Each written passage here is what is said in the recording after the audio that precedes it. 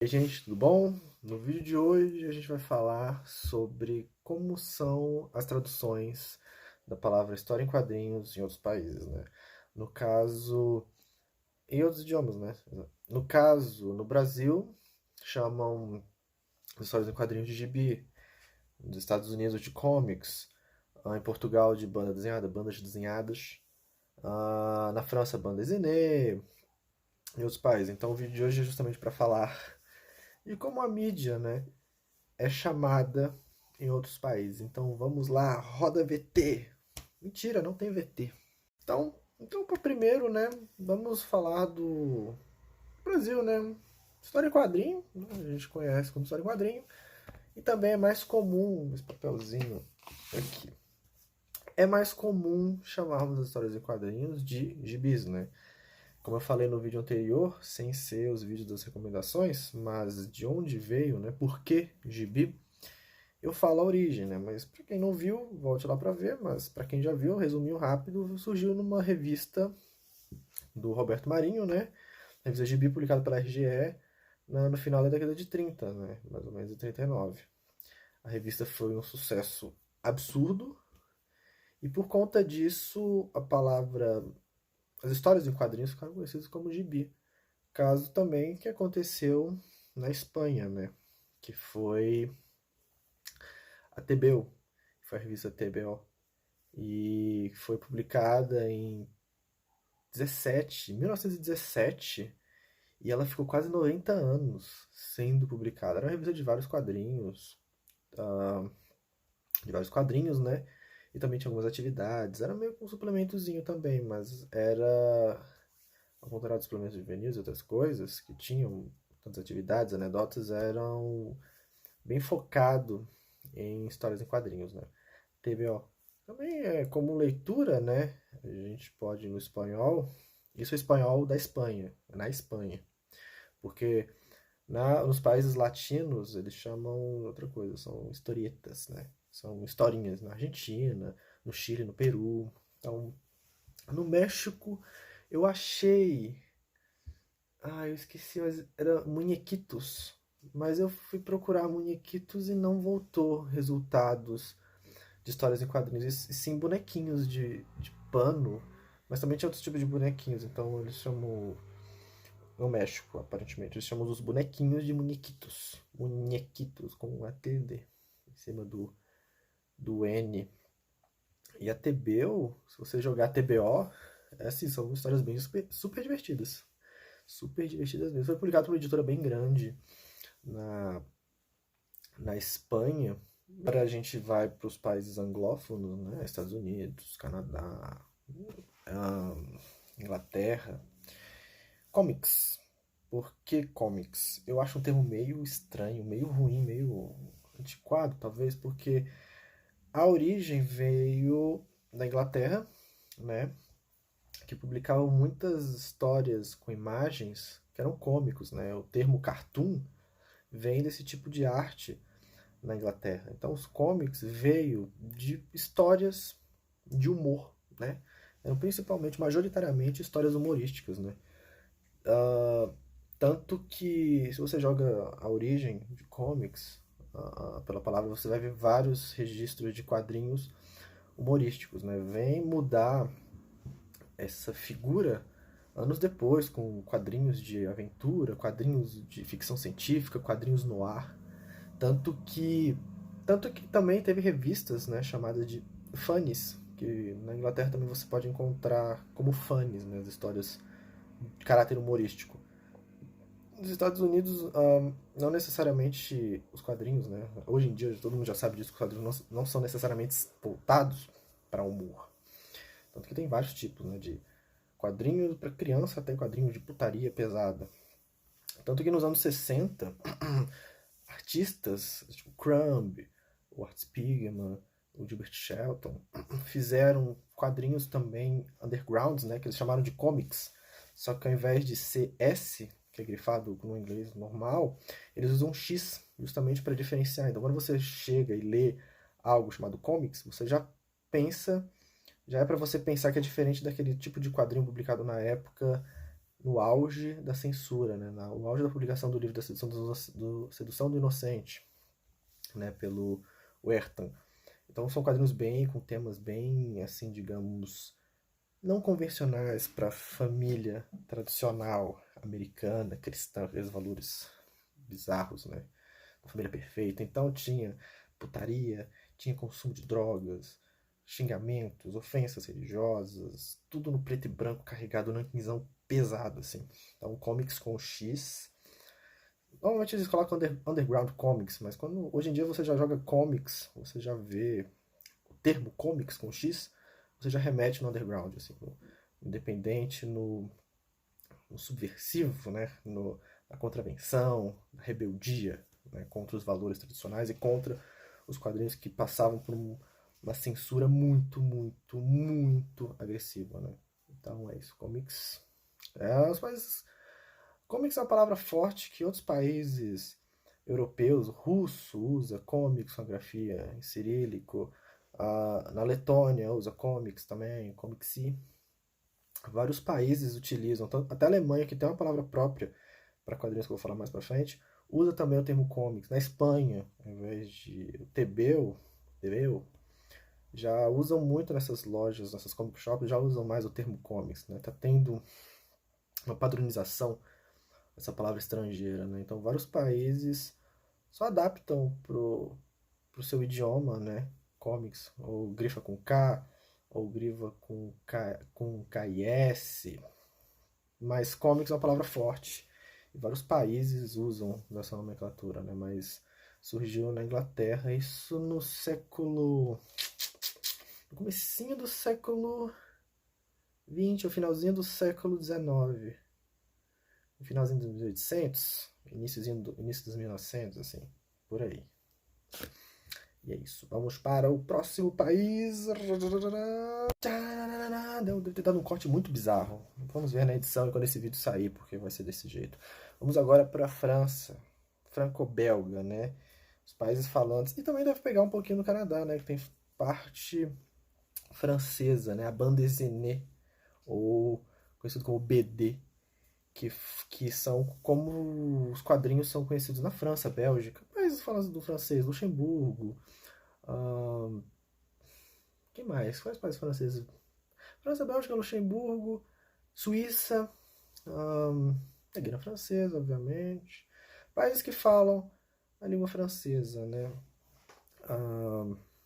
O termo bande dessinée é cunhado na década de 30, mas fica bastante popular nos anos 60, né? Quando começa aquele fervor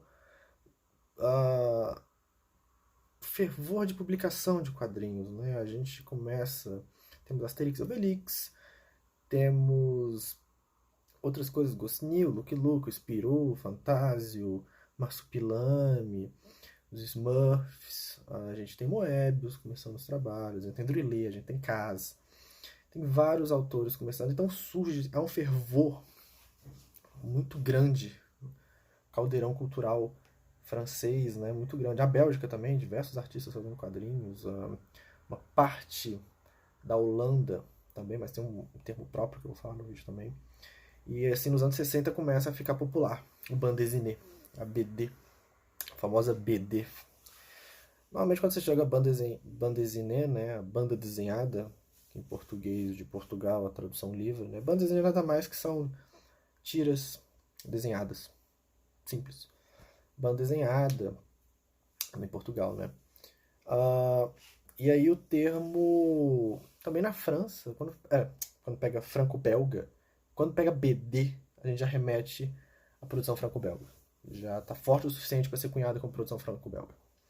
Quando, nos anos 90, em 91, cunha o termo de nona arte, no Centro Cultural da Banda Desenhada em Angoulême, alguma coisa assim, CNBDI. Centro Nacional da Banda Desenhada. Alguma coisa assim do tipo. E aí eles cunham o termo nona arte justamente para colocar esse quadrinho como status de arte, desvencilhando o quadrinho como algo infantil ou menor, né? Então, o termo, né? A nona arte, a novima arte, foi cunhada na França. Bande dessinée, franco-belga, é a tradução livre para banda desenhada, a tradução, né, em português é banda desenhada. Também é BD. Então, banda desenhada ou BD. É isso. Ainda na Europa, e num outro mercado de quadrinhos, no caso é o italiano, nós temos o fumetti, ou fumetto, né, no singular, acredito. Fumetti nada mais é que fumacinho. Sim, os quadrinhos na época da italianos, né, surge esse nome, acho que é de 1909, deixa eu ver aqui na minha colinha, 1908, exatamente. Veio porque os balões de fala não eram os convencionais com o rabicho. Coisa que eu explico também em algum vídeo aí, eu não lembro qual é, uns 5 ou 4, não sei. Eles usavam as falas como se fossem balões de pensamento, né? Fumacinha, uma nuvenzinha. E aí pegou. Os primeiros quadrinhos foram publicados em... Calma aí, que é italiano eu não sei falar. Il Corriere del Piccoli. O correio do pequeno, o correio da criança, né? Que eram várias historinhas. Era bem um formato mix, como várias outras revistas tinham, né? Diversos títulos de quadrinhos diferentes compondo uma mesma publicação. Então na Itália é fumetti. Não sei se a pronúncia tá certa. Fumetti. Você tem que fazer assim, né, com o italiano. Você tem que fazer a mãozinha desse jeito. Tá sendo uma merda essa imitação, mas é isso. Na Itália é o fumetti. Eles usam comics também, mas fumetti, quando você já pega o fumetti, você já remete à imagem italiana. Então acho que é um termo bastante forte, assim como o gibi aqui no Brasil. Ao contrário da Espanha, que o TBU eles não usam tanto, usam mais comics. Que eu acho que é uma pena, né? Agora vamos para o próximo país europeu, que é a Holanda. Cara, Holanda não tem nada demais, não. É uma tradução... Traduzir a palavra stripverhaal. Não sei se eu pronunciei correto. Desculpe, meu professor de holandês. Desculpe. Eu falei. Mas é stripverhaal, alguma coisa assim. Eu vou deixar marcado aqui. Que é nada mais histórias em imagens. Tiras. Strip, normal, é uma tira. E verhaal é imagem. Simples assim. Assim como no alemão. Cara, o do alemão é igual. Mas porra...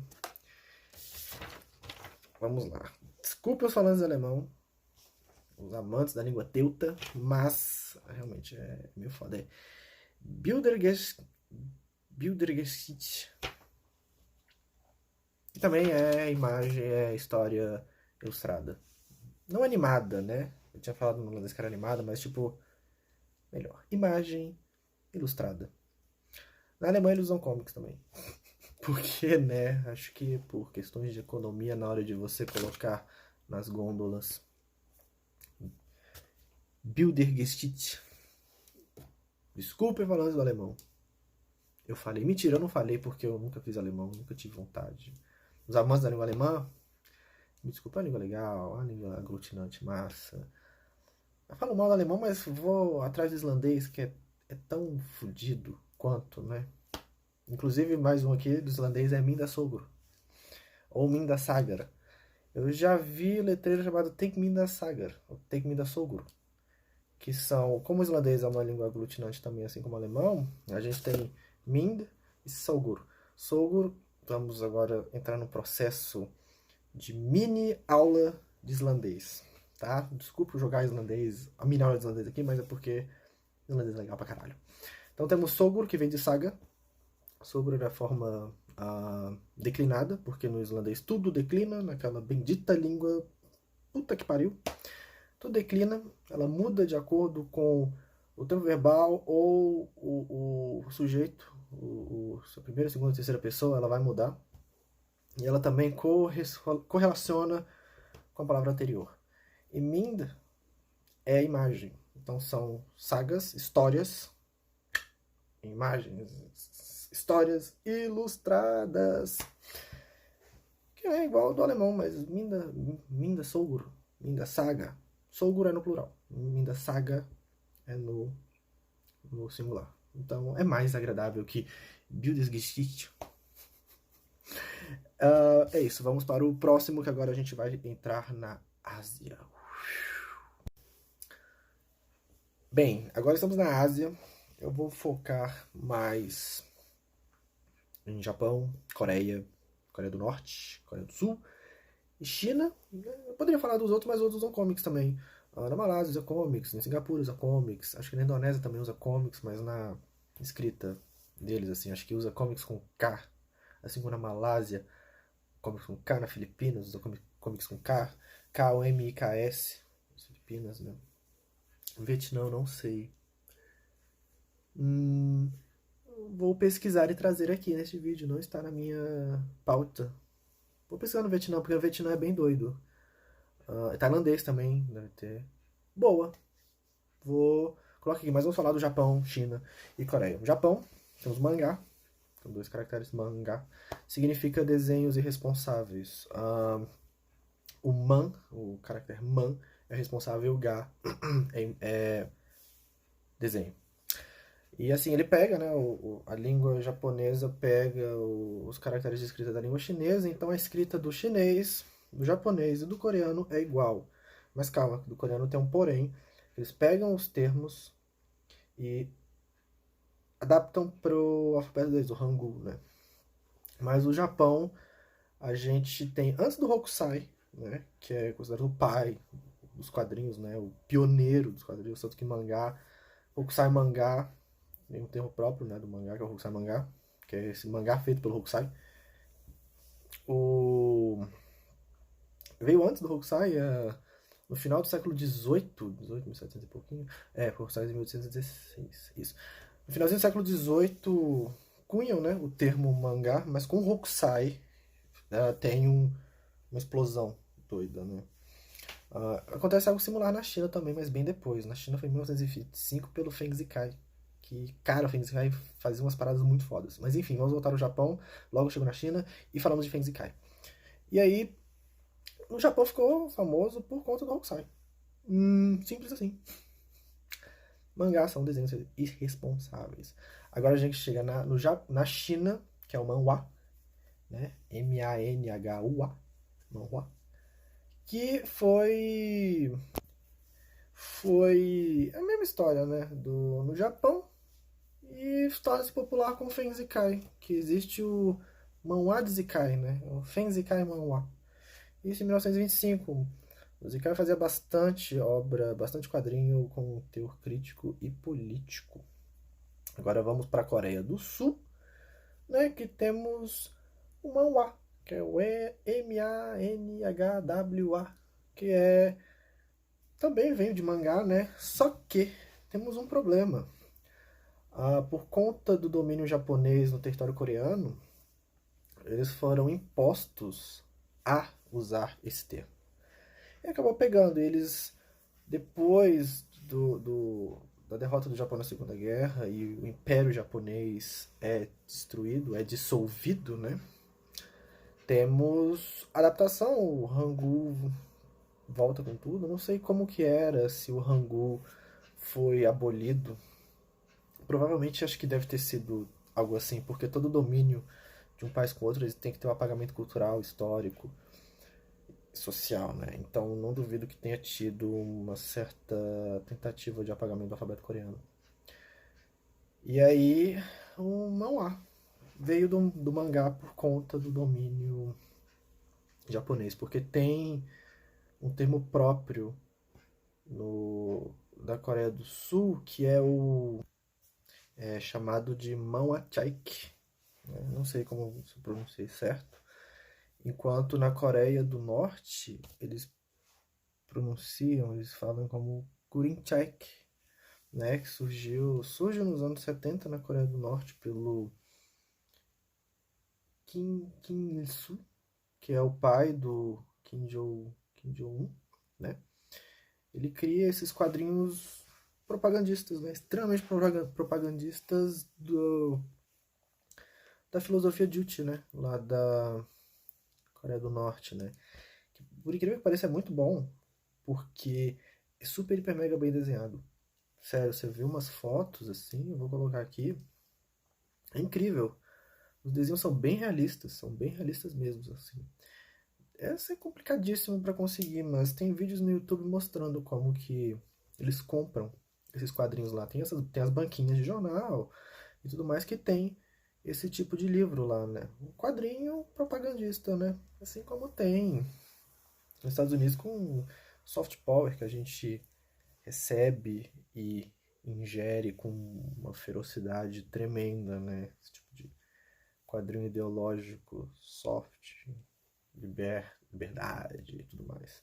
Tá aqui na Coreia do Norte é 100% propagandista, tem os rolês contra o americanismo e todos os rolês, mas é mais sobre filosofia norte-coreana e sobre os princípios do Juche, né, que é o livro de lei principal lá. Não sei muito, não conheço muito bem o Juche, não li,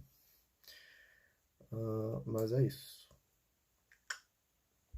E agora vai ter um corte brusco, porque eu vou ver como que eles chamam os quadrinhos no Vietnã e na Tailândia. Corte brusco agora. Volto com os resultados das pesquisas que foram muito satisfatórias, foram muito boas, principalmente o tailandês, que eu fiquei incrivelmente surpreso. Que tem um artigo de 214 páginas só sobre quadrinho tailandês. E coisa que eu nunca parei pra ir atrás, sabe? Mas vamos lá. Eu falei vietnamita e tailandês, né? Vamos para o vietnamita.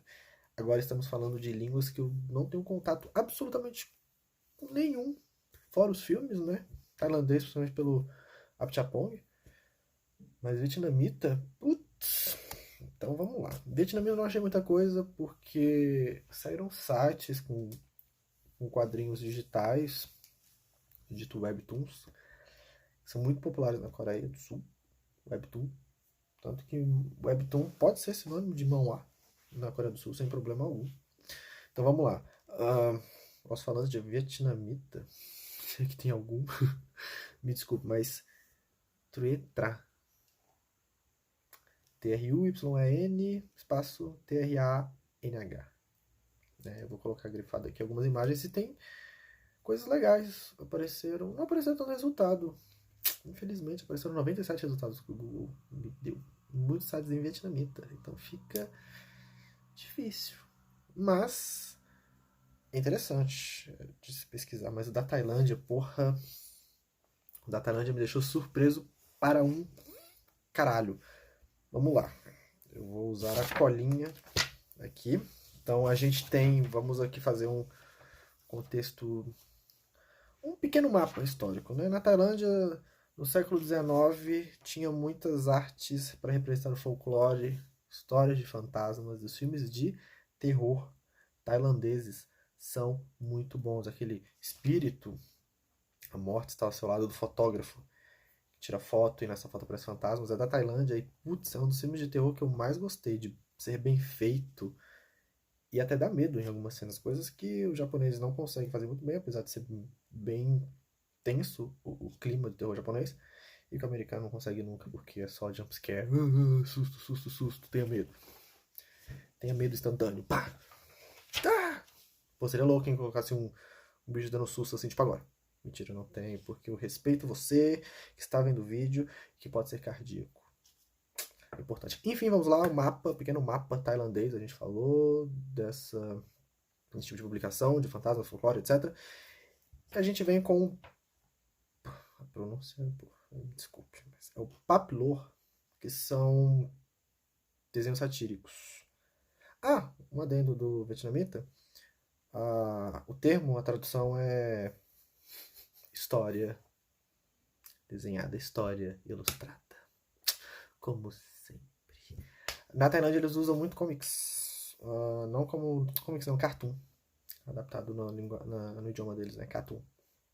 E o Paplor, que eram quadrinhos satírico, né? A gente pode chamar de charge, né, nesse caso. E aí a gente tem, hoje em dia é conhecido como Thai Cartoon, que é, né, cartoons da Tailândia. E a gente tem também outra denominação chamada Cartoon Likai, que foi um nome dado para um artista chamado, meu Deus, esses nomes tailandeses são excelentes, Prayon Chaniaongse. Chaniaongse, igual o diretor tailandês, né? Apchapong Weerasethakul.